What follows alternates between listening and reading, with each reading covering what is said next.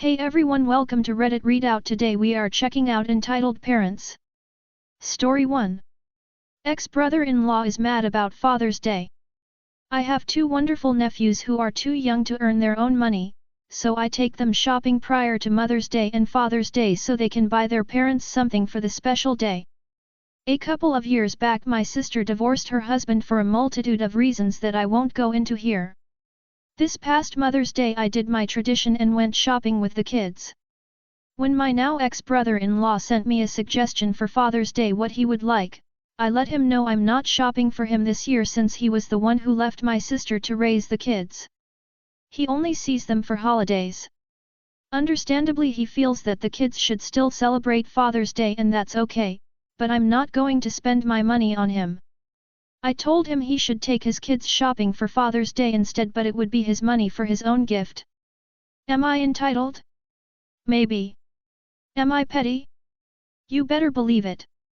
Leave your kids and your wife and still expect to be praised on Father's Day? He's the crazy one. Story 2. Entitled Mum thinks what's mine is now hers and I'm a complete stranger. This may be a bit long so I apologize. I sat down on the train. A little girl sits next to me and her Karen mum sits across. About 10 minutes after train moves I start playing on Nintendo Switch. Little girl sees it and asks if she can play. I said yes but ask Mum. Mum says yes so let her play. I also ask what stop they getting off at as I'm getting off few stops before the end of the line. After about an hour I'm coming very close to station. I said sorry sweetie I'm getting off here and LG hands switch back to me with a big smile and a even bigger thank you. It's been nice and quiet for an hour and it was fantastic seeing the happiness on the LG face while she was playing, then it all went downhill. Enter the Karen. Karen then says my daughter is having so much fun with the Switch, can't she keep playing? I said no sorry I'm getting off at the next stop. Karen goes nuclear and shouts out. My daughter is having more fun with it than you. What's a grown man doing playing with a children's toy? Just give it to her. I said I have given it to her for the past hour to play with while you've been playing with your phone. Karen screams if you gave it to her then it's hers and not yours. WTF, I asked her if she heard of the concept of borrowing something and saw my stop coming. Without further ado I pick up my bag with the Switch packed nicely away. I then said to the LG, you seem like a very nice well-behaved little girl, please don't turn out like your mother. Walked off the train after getting last word and breathed the sweet air of freedom, then met mates in the pub where I told this story. Didn't know the whole pub was listening until everyone roared with laughter and barman gave us a free pint of Guinness. Lovely. This is in England and until today I thought those Karen beasts existed only in America. Story 3. My parent made me abandon my dying dog and I don't know that I'll ever forgive them or myself. For the last 12 years, I have been essentially one of, if not the main caretaker, for our family dog, who I'll call Max. I was the one who would be mainly responsible taking care of him, as I was typically responsible for letting him out and feeding him 3 to 4 times a day, including as I was getting ready for work at my full-time job. I would also be the one responsible for cleaning up about half the dog crap on a bi-weekly basis, and when it was time for everyone else to go on vacation, I would regularly be the one to first volunteer to stay behind to take care of him. Max was one of the 2 main pets our family had, and the other one passed a few years back from old age.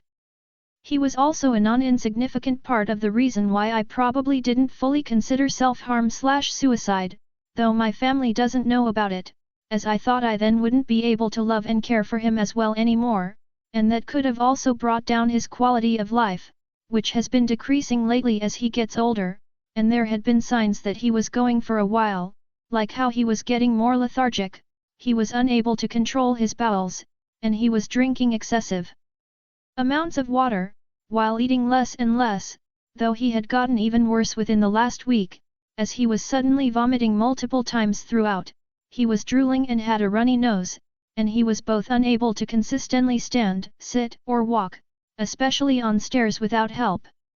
So that, mostly, catches up to more recently, when yesterday my parents scheduled Max to be put to sleep at our local vet clinic, as we, 6 of us, sat around him to pet and hold him, and to talk to him. At this point, I had asked my parents if I could call into work so I didn't have go in for at least a day after, because I knew that I would be a complete mess, and we don't actually need my money from work for anything like rent, or groceries, so me having a day off would be fine, but my dad said that he didn't want me to skip out of work, and we work in the same building, and we live together, so I couldn't take work off without him knowing and yelling at me, so I figured I would have go. Anyway. Then, this morning, we had another session of trying to give Max as much love as we could, before we took him in.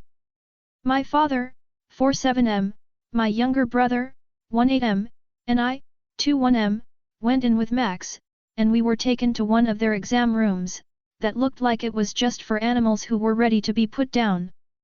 We got him up onto the table where they would treat/groom the animals, and we tried to give him some love for the last time, while also trying to keep him on the table, and trying, and failing, not to cry, as we waited in for about 10 minutes, after which a nurse came in to check in on us, and then another 10 minutes later, she and another nurse came in to insert some kind of catheter in through his arm.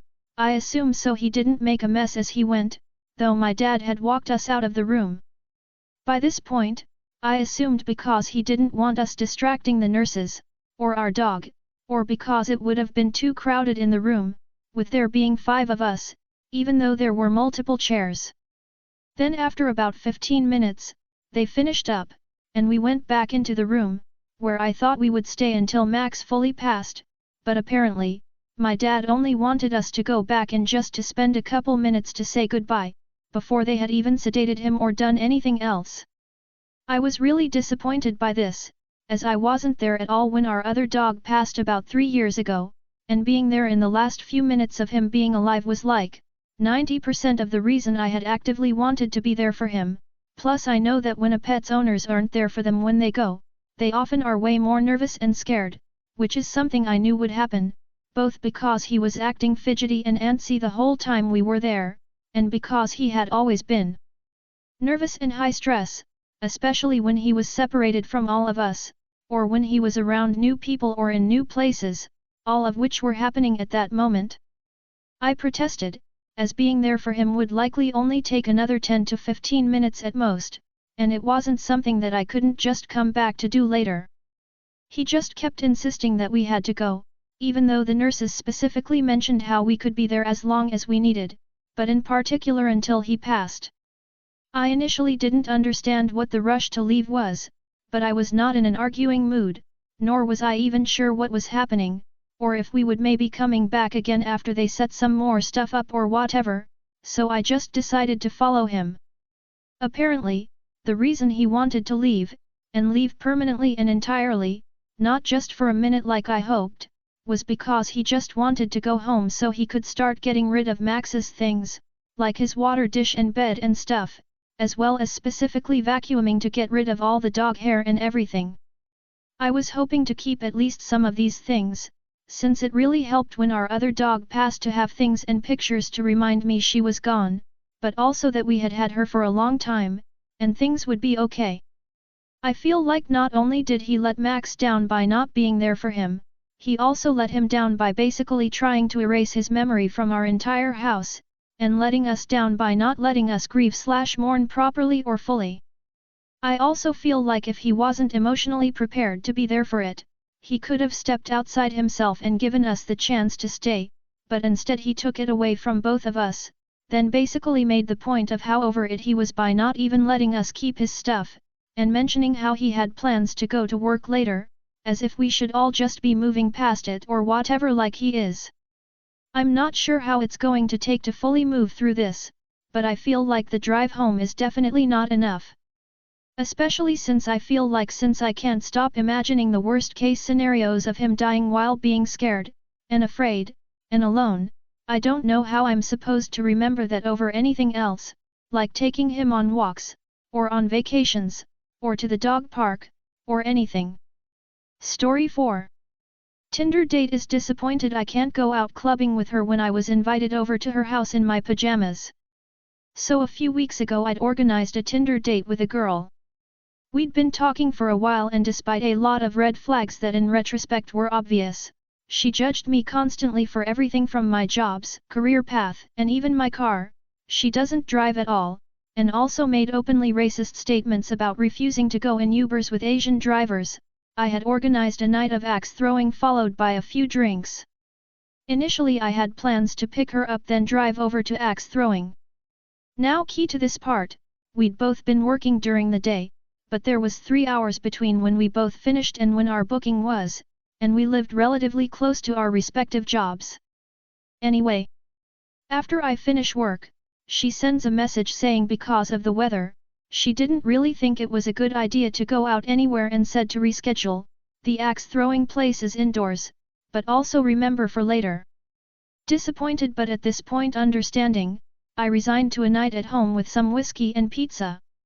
I'm home for roughly an hour awaiting a delivery from my favorite pizza place, when she asks me if I'm wanting to come over to hers after sending her a photo of the whiskey I'd bought for myself. I made it very clear I was going to be in my pajamas since A, I wasn't planning to go anywhere else that night and B, it was comfortable. She said completely fine.